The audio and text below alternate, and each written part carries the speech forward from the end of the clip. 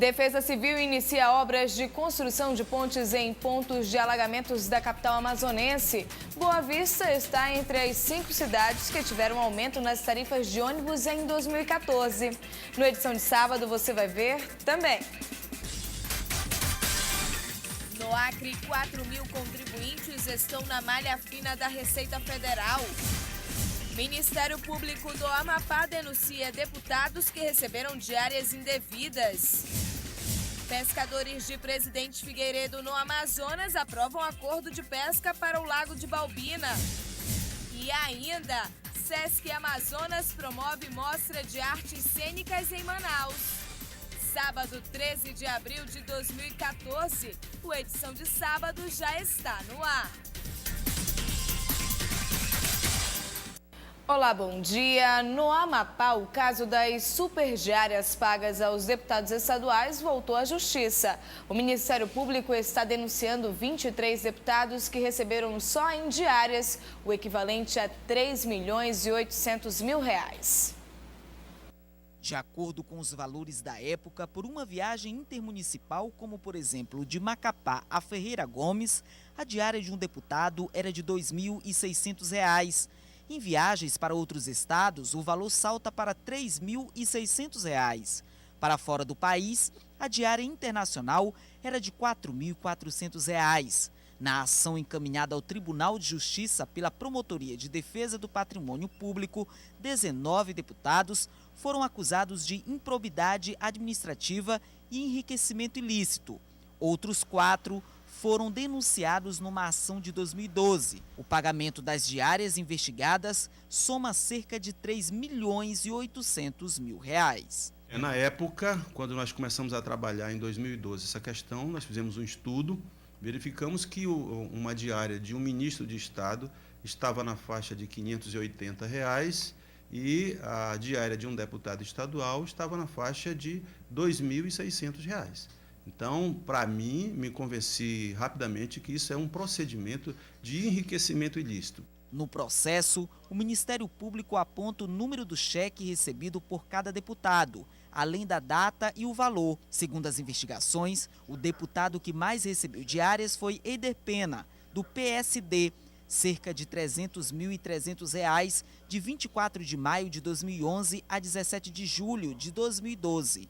Em um único mês, novembro de 2012, foram 2 cheques superiores a R$ 35.000 cada um. Quando iniciamos em 2012, entramos contra 4 parlamentares e logo em seguida eles mesmos na Assembleia reduziram em R$ 1.000 os valores. Isso já foi uma maneira de dizer para a sociedade, realmente as diárias estão muito altas. Só que mesmo com essa redução, os valores de hoje ainda estão muito altos, estão completamente fora da realidade. As superdiárias também foram pagas a servidores da Assembleia Legislativa. Elas somam um total de R$ 964.000. Há casos de funcionário que recebeu mais de R$ 53.000 em diárias em 5 meses. A assessoria de comunicação da Assembleia Legislativa informou que os parlamentares só irão se pronunciar em juízo. Transporte coletivo apresenta reajuste. Boa Vista está na lista das capitais brasileiras que apresentaram um aumento no preço da passagem de ônibus este ano.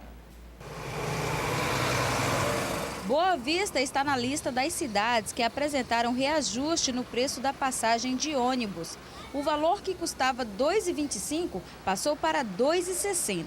O motivo do aumento está na implantação de ônibus novos e abrigos para passageiros do transporte coletivo, inclusive com ar-condicionado. Recebemos 10 ônibus seminovos de 4 anos de idade, que substituíram ônibus que já estavam com 15 anos circulando. Temos outros ônibus para substituir durante o ano e esperamos colocar ainda esse ano alguns ônibus com ar-condicionado circulando na cidade. Também estamos investindo na construção de abrigos de ônibus, inclusive 100 abrigos climatizados, outros 750 abrigos que vão atender toda a necessidade da cidade para que as pessoas não esperem os ônibus no sol ou na chuva. Essas obras devem acontecer no início do ano que vem. E temos investimentos como construir faixas privativas para ônibus. É um conjunto de ações que a prefeita Tereza Surita determinou para que a gente privilegie o transporte coletivo por ônibus, né, para que a gente tenha ônibus com qualidade, de acordo com a necessidade da população. Quem faz uso do serviço público espera que, com as obras de melhorias, diminua o sofrimento tanto em relação à espera do transporte quanto à qualidade da locomoção. Eu espero que realmente mude, entendeu? Que a gente necessita desse transporte, é muito útil para nós que não temos carro próprio, entendeu? Então eu creio que cada dia mais que as coisas mudem para melhor, né? Que a gente precisa. Espero que melhore. A gente fica muito tempo esperando o ônibus. Em 2013, 11 capitais brasileiras haviam aumentado a tarifa. Em 2014, apenas 5 capitais reajustaram o valor, que são Cuiabá, Maceió, Porto Alegre, Rio de Janeiro e em Boa Vista. De acordo com a Receita Federal, no Acre, pelo menos 4.000 contribuintes caíram na malha fina.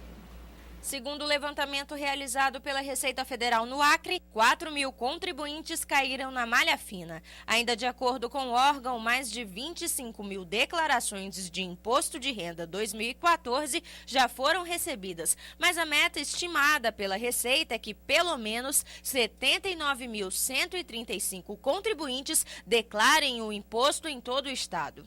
Segundo a Receita Federal, as principais pendências no processo de declaração do imposto são omissões e divergências nos rendimentos e comprovações de despesas médicas. No entanto, a Receita informa que o contribuinte ainda pode corrigir alguns desses problemas. Para isso, é necessário o código de acesso obtido por meio do CPF, número do recibo de declarações anteriores ou o título de eleitor, caso não tenha declarado. Com o código é possível consultar o que ainda está pendente entrando no site www.receita.fazenda.gov.br. O prazo para a declaração do imposto se encerra no próximo dia 30 de abril, às 23h59 no horário de Brasília. As restituições devem ser realizadas em 7 lotes, sendo que o primeiro será no mês de junho deste ano. E um barco explodiu na madrugada desta sexta-feira no Igarapé das Mulheres, porto localizado no bairro Perpétuo Socorro, zona leste de Macapá. Segundo o Corpo de Bombeiros, o fogo se alastrou e atingiu mais de 8 embarcações que estavam ancoradas no local. 4 pessoas ficaram feridas e foram encaminhadas ao Hospital de Emergências de Macapá. Todas as vítimas, homens com idades entre 20 e 30 anos, correm risco de morte. A explosão teria ocorrido quando o dono da embarcação improvisava uma chupeta, uso de cabos para repassar carga elétrica de uma bateria para outra. Ao todo, o barco José Felipe carregava cerca de 14 mil litros de combustível de forma irregular. O general Teófilo Gaspar deixa o comando da 12ª Região Militar para assumir o comando militar da Amazônia, no lugar de Eduardo Vilas Boas. A solenidade de passagem de comando teve a presença de autoridades civis e militares. Durante mais de 2 anos à frente da logística militar da Amazônia Ocidental, o general Teófilo Gaspar passou o comando da 12ª Região ao general de divisão militar Paulo Sérgio Nogueira. O ex-comandante deixa o cargo com o sentimento de dever cumprido. Não só meu, mas de toda a equipe que me ajudou nesses 2 anos e 3 meses a levar o apoio logístico a toda a Amazônia Ocidental. Aqui na Amazônia as coisas são um pouco mais difíceis que no restante do país, mas nada é impossível e os desafios são bons, que exigem da gente perseverança, vontade de trabalhar e muita sonho que isso aqui vai melhorar muito. A solenidade para a troca de comandos contou com a presença de autoridades civis e militares. O novo comandante, o general Paulo Sérgio Nogueira, deverá dar continuidade ao trabalho que já vinha sido desenvolvido. Com a experiência de Amazônia que a gente tem, já são 8 anos, é a 4ª vez que eu sirvo na Amazônia, e com os conhecimentos adquiridos recentemente, eu acho que temos condições de prosseguir no trabalho do general Teófilo e que a região militar consiga cumprir a principal missão na área da Amazônia Ocidental, que é levar a logística a todos os rincões da Amazônia. O general Teófilo passa agora a ocupar o cargo de comandante militar da Amazônia, antes exercido pelo general Eduardo Vilas Boas. Eu passo aqui e assumo o Comando Militar da Amazônia no dia 29 de abril, aumentando um pouco ainda a minha responsabilidade. Veja a seguir, pescadores de Presidente Figueiredo no Amazonas aprovam acordo de pesca para o Lago de Balbina. Nós voltamos já já.